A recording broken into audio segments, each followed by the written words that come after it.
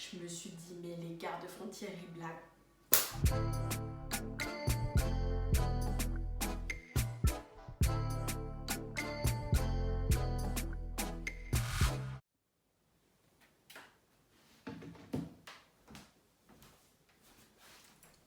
Salut la team, bienvenue sur ma chaîne. Aujourd'hui on se retrouve pour une nouvelle vidéo, ça peut plus durer. Les commentaires que les personnes se permettent de faire à une femme noire qui voyage seule, c'est juste plus possible. Bref. Donc aujourd'hui j'ai décidé de vous parler de mon expérience sur le sol américain. Comprenez l'Amérique au sens large et plus particulièrement l'Amérique du Nord. J'ai été en échange universitaire pendant presque 6 mois au Canada et pendant ce séjour il y avait un truc dont je rêvais, entre guillemets, je me disais mais c'est trop bête d'avoir traversé tout l'Atlantique, t'es là, t'es venu, t'as pris l'avion, t'as économisé, machin, il faut que tu ailles à New York. New York pour moi à ce moment-là c'était genre un gros rêve quoi. Je dis ça comme si c'était plus le cas alors que demain tu me donnes un billet pour New York mais vas-y je saute au plafond. Franchement je sais pas pourquoi je suis amoureuse de cette ville. J'adore cette ville. Je sais pas, quand j'y suis je m'y sens bien alors que pourtant il y a plein de choses qui me posent problème que ce soit dans la ville ou même à l'échelle des États-Unis. Mais je sais pas, elle me fait un truc cette ville. Vous savez c'est un peu comme l'amour, hein. Parfois on sait pas l'expliquer. Bah là moi et New York c'est la même chose. Et donc du coup pendant ce séjour au Canada, je me suis dit non franchement tu peux pas repartir d'ici sans être allé à New York. Ce que j'ai fait c'est que je me suis arrangée pour avoir les sous parce que en fait j'avais un budget très serré pour ce séjour à l'étranger et du coup j'ai cherché la méthode la moins chère pour pouvoir aller à New York. Pour pouvoir aller à New York, vous avez plusieurs options. Au niveau des transports, vous pouvez bien évidemment prendre l'avion, mais l'avion, ça peut coûter cher. Moi, une fois, je suis partie avec Air France, 300 € aller-retour. Pas cher, pas de bagages en soute. Il y a aussi le train, ça c'est quand vous venez d'Amérique. Mais vous avez aussi l'option du bus. Et c'est finalement l'option pour laquelle j'ai opté, avec notamment la compagnie Greyhound. Là, c'était en particulier Adirondacks, mais qui était financé par Greyhound. Donc j'ai regardé, mon père avait déjà été plusieurs fois aux États-Unis et il m'avait parlé des bus Greyhound. Donc ce que j'ai fait, c'est que j'ai regardé sur internet, est-ce qu'il y a des liaisons effectivement de bus qui font Montréal-New York. Et les gars, il y avait des liaisons, c'était 10 heures, 10 ou 11 heures de bus. Je vous laisse imaginer un truc comme ça. Donc vraiment ça c'est pour vous dire à quel point j'ai été déterminée à l'idée d'y aller. C'était mort pour moi, je repartais pas sans ça. On sait qu'il y en avait qui prenaient l'avion, machin, truc, mais gars, on n'a pas tous les mêmes budgets, on n'a pas tous les mêmes moyens. Moi c'était, il fallait aller au plus moins cher. Donc je cherche sur les sites et je trouve effectivement des billets Greyhound. C'était pas si peu cher que ça en réalité. Hein. Je pense que j'en ai eu genre pour... je crois que j'ai payé 110 $. 110 $ québécois. Est-ce que c'était 110 $ canadiens ou 110 $ US? Je sais plus. Une chose est sûre, c'est que j'ai payé environ 110 $. Donc dans tous les cas, ça fait moins en euros, mais on va dire que j'ai payé à peu près 80 € pour un aller-retour en car. Et c'était trop cool parce que du coup, c'était sur la période de Thanksgiving. Donc je me suis dit, bon, cool et tout. Et en fait, la pote avec qui je voulais partir, on n'arrivait pas à trouver des dates en commun parce qu'en fait, moi, l'avantage que j'avais quand j'étais en séjour en échange universitaire, c'est que j'avais une semaine qui se terminait le jeudi. Et même parfois, le jeudi, j'avais qu'un seul cours de 18 h à 21 h. Donc je vous laisse imaginer que j'ai séché quoi. Ça me faisait comme ça, j'ai réussi à faire un truc comme partir 5 jours à New York hors congé. Donc là, j'étais la fille la plus saucée du monde. J'avais trouvé mes billets, j'avais 5 jours de planifié sur la période de Thanksgiving. Je me suis dit, damn girl, you wrong. A few moments later. Désolée, j'avais plus de batterie, donc je reviens pour vous raconter mon anecdote.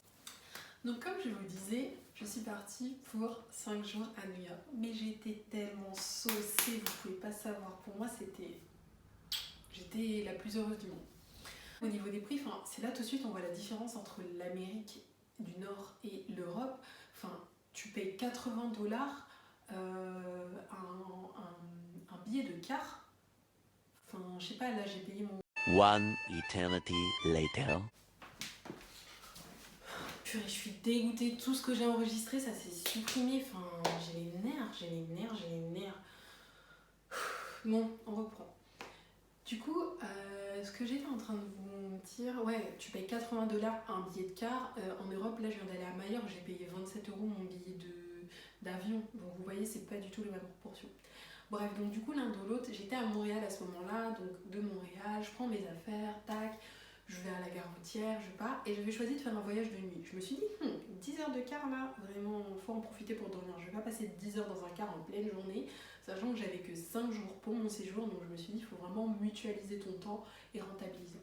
Donc, je me suis dit, bon, comme j'avais lu, je m'étais renseignée sur les sites, j'avais vu que il y avait le passage forcément des frontières. C'est vrai que nous, en tant qu'Européens, on n'est plus habitués à ça, on passe d'un pays à l'autre sans ça. Mais là, je faisais Canada-États-Unis, donc forcément, j'allais devoir passer la frontière canadienne et la frontière des États-Unis. Donc, je m'étais un petit peu renseignée, je m'étais dit, bon, elle n'est pas si loin de Montréal, donc ce que je vais faire, c'est que je dormirai qu'après. Ce que vous savez pas, ceux qui ne me connaissent pas, c'est que moi, en fait, je m'endors à tout va. Je suis le genre de personne, tu peux être en train de me parler, je m'endors. Voilà, je suis ce genre de personne. Et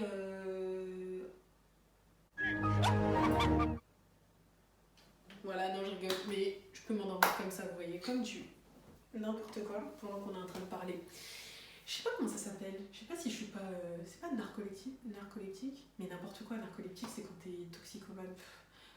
C'est quoi? Non, si c'est ça. Bon, je sais plus, si vous savez, dites-moi en commentaire. Et donc l'un dans l'autre, ce que je décide de faire, c'est de pas dormir. Mais en fait, je m'endors parce que clairement, mon corps, il me dit, bitch, tu t'es pris pour qui en fait? Moi, je suis fatiguée, donc on va dormir. Et là, on a le chauffeur de car, donc Greyhound, qui nous réveille et qui dit, allez hop hop hop, on arrive à la frontière. Et là, je me dis, merde, putain, je me suis endormie. Donc je me réveille comme ça avec les yeux dans le vague. On descend tous du car, on arrive à la frontière et on va commencer les séances de contrôle. Bon, maintenant je vérifie régulièrement que ça record parce que j'ai pas envie de me retrouver sans enregistrement encore à la fin, comme ce qui vient de m'arriver. J'ai vraiment les nerfs, vous pouvez pas savoir. Et donc, reprenons. Du coup, on descend du car, tac tac tac tac tac, on arrive. Et là, j'entends les questions que les gardes frontières commencent à poser. Est-ce que vous connaissez la série Orange is the New Black? Parce que clairement, les gardes frontières, pour moi, c'est les mêmes que les gardiens de prison de Orange is the New Black. C'est là, c'est des petits clichés ambulants et tu te dis, mais vous êtes là, vous faites de l'excès de zèle pour rien en fait. Juste qui essaie de bomber un peu le torse, de faire genre que, alors que, bro, ils sont aussi insécures que tout le reste de la population. Mais c'est pas grave. Donc ils commencent à poser des questions et je les entends, j'entends leur ton, je me dis wow, mais on est où là? Surtout que, comme je disais, en tant qu'Européenne, t'as pas l'habitude de passer des contrôles de police, tout ça. Donc on est là, on passe le contrôle, on fait tout ce qu'il y a à faire. Et ce que je vois, c'est que mon tour arrive bientôt et j'entends des questions bizarres qu'ils posent aux gens et je me dis, mais shit, qu'est-ce que je vais dire? Et elle me dit, bonjour, vos papiers d'identité s'il vous plaît. En anglais bien sûr. Et moi j'étais comme, je sors mon passeport et tout. Votre état? Je sors mon papier, j'avais tout préparé. Vous venez d'où? De Montréal. Vous allez où? À New York. Vous êtes avec qui? Avec moi. Enfin, je suis toute seule. Et là, il commence à froncer les sourcils, à me regarder. Comment ça, vous êtes toute seule? Moi, je suis toute seule. Oui, là, vous êtes seule, mais vous êtes avec qui, là, dans le car, dans le groupe? Qui est avec vous? Personne. Qu'est-ce que vous faites seule? Je voyage pour du tourisme, en fait. Et là, en fait, le mec, il m'a clairement fait comprendre que, pour lui, j'avais pas la gueule de l'emploi, en fait. C'était genre, mais toi, en fait, qu'est-ce que tu fais à voyager seule? Une petite cabine comme ça, là, tu vas où? Et j'étais en mode, je vais à New York pour du tourisme. Mais pourquoi? Pour visiter New York. Et le gars, il me croyait pas en fait. Donc il passe ses papiers à un collègue. Et là, j'étais en train de me dire, mais bro, le mec, l'autre me repose exactement les mêmes questions. Donc au début, je me suis dit, ouais, c'est peut-être pour comparer, voir si je change pas de discours et tout. Et après, au bout d'un moment, il me dit, mais comment ça tu voyages seul? Tu vas où? À New York. Mais pourquoi faire? Mais pour faire du tourisme. Et il insistait. Et il me dit, mais t'es avec qui? Mais je suis toute seule. Oui, ça existe des personnes qui voyagent seules, ça existe des femmes qui voyagent seules, ça existe des jeunes femmes qui voyagent seules, ça existe des jeunes femmes noires qui voyagent seules. Les gens voyagent seuls. Mais le gars ne voulait pas comprendre. pour lui, non, c'était pas possible. Je rentrais pas dans son idée de il fallait être avec quelqu'un, on voyage à 2 ou à plusieurs ou en groupe, mais on voyage pas seul. Ou du moins, pas si c'est pour du tourisme. En fait, c'est ça qui l'a perturbé. C'était pas le fait que je voyage seul. C'était le fait que je voyage seul pour faire du tourisme. Ça, vraiment, il a pas voulu comprendre, il voulait pas comprendre. Et là, il m'a dit, tu rejoins qui? Et là, mon cerveau, j'étais encore dans le brouillard, là, pas réveillée. Et j'ai commencé à me dire, Ouh là là là, qu'est-ce que je fais? Qu'est-ce que je dis? Est-ce que je dis que je rejoins quelqu'un? J'ai encore le temps. Là, il a encore le temps de changer. Pour l'instant, je lui ai juste dit que j'étais seule ici, mais je lui ai pas dit que je serais seule là-bas. et je savais qu'il y avait d'autres étudiants qui étaient à New York en ce moment. Et je me suis dit, Est-ce que je mens? Est-ce que je mens? Est-ce que je mens? après, je me suis dit, mais en vrai, la vérité, c'est mieux. Après, je me suis dit, mais la vérité, ça paye pas toujours, tu sais. Et du coup, j'étais en panique, je savais pas quoi faire, je savais pas quoi faire. Et au final, jusqu'à l'heure d'aujourd'hui, je saurais même pas me rappeler ce que je leur ai dit. Je sais juste que il m'a toisé, il m'a regardé mal, et il a fini par me rendre mes papiers et par me laisser partir. Là, j'ai pu redescendre des étages. Et dans le même temps, en fait, j'étais en train de voir qu'il y avait une autre dame qui était en train de se faire contrôler. C'était une afro-américaine qui venait du Canada et retournait aux États-Unis. Et je les entendais, ils étaient en train de lui parler mal. Mais quand je vous dis lui parler mal, c'était abusé en fait. La go, ils l'ont fait pleurer. Et il y avait des torrents de larmes sur ses joues. Vraiment, ils l'ont vraiment fait pleurer. Ils m'ont dit oui, qu'est-ce que vous faites là? Pourquoi vous êtes là? Donnez-nous votre téléphone portable. Donc donnez-nous votre téléphone portable. À commencer à éplucher ses messages, à regarder comme ça, faire passer les messages. Ça c'est qui? Qu'est-ce qu'il vous dit? Et ça c'est qui? Wow, je me suis dit mais c'est tellement intrusif, tellement intime. Et là la personne commençait à être mal et tout. Et plus ils voyaient qu'elle était mal, plus ils continuaient parce que je sais pas si dans leur tête ils étaient en train de se dire ouais c'est qu'on touche au but ou quoi, mais franchement ça faisait vraiment sadique. Et là, il y a quelqu'un qui dit c'est votre valise, ok, donnez-la nous. Elle donne sa valise, il commence à ouvrir sa valise, sortir sa lingerie par-ci, sous-vêtements par-là, machin, tous ses effets personnels, tous ses effets intimes. Tu te dis, mais quelle est l'utilité de faire ça comme ça devant tout le monde? Vous avez bien des salles derrière pour poser des questions aux gens dedans. On est dans des petites boxes comme ça, on est tous collés les uns aux autres et ils sont là en train de l'afficher devant tout le monde. Enfin, vraiment, c'était choquant. Et puis au bout d'un moment, donc, ils nous disent bon allez on remonte dans le car et je vois qu'ils sont toujours sur les côtes de cette dame, ils la lâchent pas, ils sont toujours sur son dos. Donc on remonte dans le car, je commence un peu à m'assoupir et au bout de 30-45 minutes, je vois qu'on n'est toujours pas parti. Et là le chauffeur il descend le voir, donc je regarde ce qu'il fait et en fait il va voir et la dame était toujours là-bas. Et en fait je les voyais, ils étaient en train de... en fait ils étaient en train de l'embrouiller quoi, la pauvre dame. Et entre tous les trucs que j'ai entendus, en fait, ce que j'ai compris, c'est que c'était quelqu'un qui avait déjà un casier judiciaire et que du coup, de ce fait-là, en fait, ils lui sont tombés dessus. Ils ont dit ouais non, toi t'as un passif, donc en fait, voilà, a priori, vu que t'as déjà fait des actes répréhensibles dans ta vie, ça y est, forcément, c'est que tu recommences quoi. Et donc du coup, ils étaient en train de tomber dessus, pour essayer de la faire craquer, sauf qu'en fait, elle n'avait rien à se reprocher.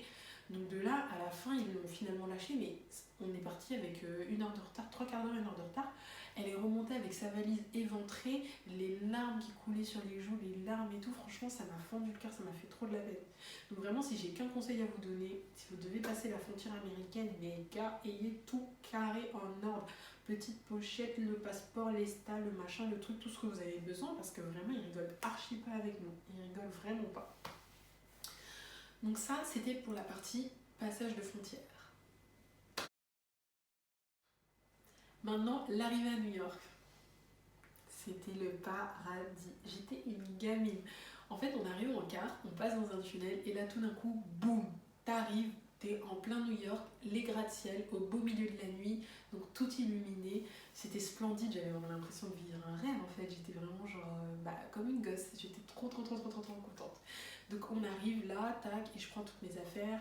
Bon, j'étais là avec mon boudin de cou là, vous savez, pour bien dormir. C'était ridicule, j'avais ma valise, mon boudin, mon écharpe qui me servait de plaid. Enfin, on aurait dit hobo là dans New York. Bon, clairement, une fois qu'on a ses billets d'avion, de train, de bus, la deuxième chose essentielle qu'il nous faut, c'est un logement. Alors là, on a le choix entre le traditionnel Airbnb, l'option un peu plus funky du couchsurfing, voire peut-être une version hybride des deux, comme vous le verrez, ou l'hôtel. Il y a un élément sur lequel j'attire votre attention. Les Airbnb à New York, ce n'est pas comme en France. C'est l'option que j'ai choisie, mais il faut être vigilant. Il faut à tout prix loger chez une personne qui vit dans son logement. Et donc de là, je prends ma métrocard et tout, et puis je commence à rejoindre mon Airbnb. Donc oui, j'avais pris un Airbnb, mais j'avais, encore une fois, j'étais sans le sou. Donc j'avais vraiment pris le truc le plus économique que j'avais trouvé sur Airbnb. Et c'était un lit en hauteur au milieu du salon de quelqu'un, au milieu du salon d'une coloc. Ouais, je sais, ça craint, mais franchement, si c'était à refaire, je le ferais sans hésiter. Enfin, j'ai vraiment, ce voyage, c'était tellement merveilleux, tellement magnifique, que vraiment, si c'était à refaire, je le ferais. Donc tac, je prends mes clics et mes claques, direction Brooklyn, direction le quartier de Bushwick, qui est le quartier où j'ai logé les 2 fois où j'ai été à New York et que j'ai beaucoup aimé. Le quartier un petit peu street art, tout ça. Et c'est un ancien quartier juif. Et les gars, vraiment, je peux pas tout raconter parce que globalement, voilà, ça s'est bien passé. Ce qui était cool, c'était quand t'es seul, en fait, les gens ils te parlent beaucoup plus, etc. La dernière anecdote de New York de ce voyage-là que je vais vous raconter. Tac, tac, tac, tac, tac. J'essaie de réfléchir. Oui. Je vais pas. C'est beaucoup trop long de tout vous raconter, mais en dehors de ça, vraiment, j'ai vécu des expériences au top du top. Vraiment, c'était merveilleux, magnifique. J'étais comme une gosse, franchement. Il n'y a que ça à dire. Par contre, le moment du retour. La frontière, épisode 2. Vraiment, je sais pas pourquoi je suis comme ça. Moi, je suis sortie du Canada tranquille. Je dis tranquille, mais vous avez vu, j'ai déjà un peu struggle, j'ai déjà un peu galéré. Au moment du retour, mais qu'est-ce que j'ai pas fait? Je m'assois dans le car, on passe la frontière, et là, arrive le tour de la frontière canadienne. Donc, à l'aller, ce qui m'avait mis la misère, c'était la frontière américaine. Au retour, maintenant, la frontière canadienne, je me dis, oh, ça faisait déjà quelques mois que j'étais au Québec, tout se passait bien. Je me disais, ouais, franchement, les Canadiens, ils sont cool, machin, ils sont chill et tout, blablabla. Que dalle. J'arrive au garde-frontière, il dit, bonjour, vous allez où? Je dis, je vais à Montréal. Vous venez d'où? De New York. Pourquoi faire? Je suis en semestre d'études là-bas. Très bien, vous avez votre lettre d'admission à l'école? Oh my God!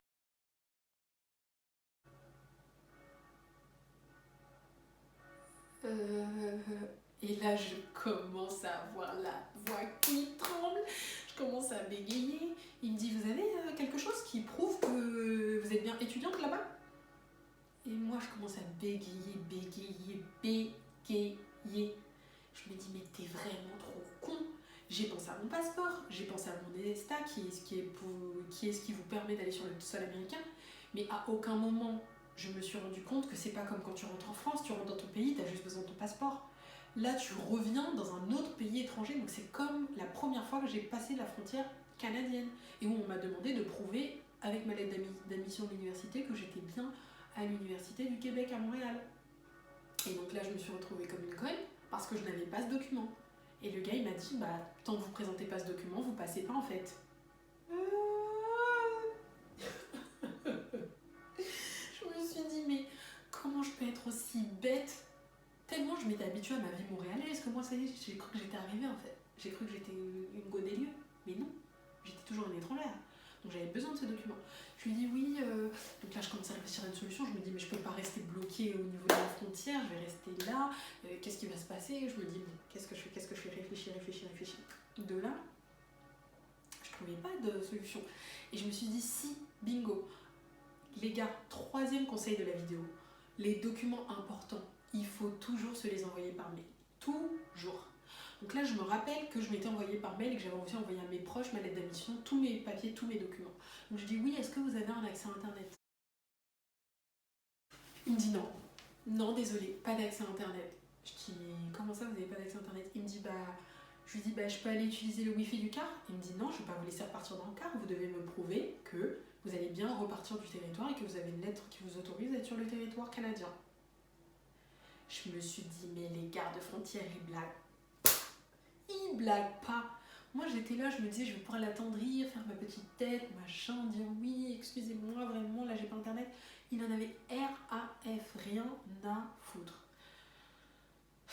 Donc de là, j'essayais de me coller. J'étais collée à la vitre, les gars, c'était ridicule. J'étais comme ça contre la vitre là, comme ça, en train de coller avec mon téléphone, en train d'essayer de capter du réseau. Et finalement, Dieu merci, vraiment merci mon Dieu de toujours veiller sur moi. J'ai réussi à télécharger mon attestation et à lui montrer. Mais les gars, j'ai eu tellement chaud, j'étais en nage là, je transpirais jusqu'à ma culotte.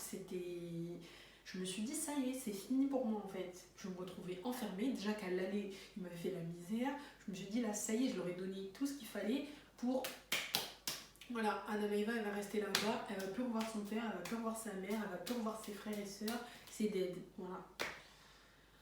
Donc, les gars, vraiment hyper important, il faut pas blaguer avec les frontières. Nous, les petits Européens qui n'avons pas l'habitude de ces choses-là, vraiment, il faut qu'on y aille avec la conscience qu'on est des étrangers, qu'il nous faut tous nos documents et voilà, on ne balade pas comme ça. Merci la team d'avoir suivi mes aventures jusque-là.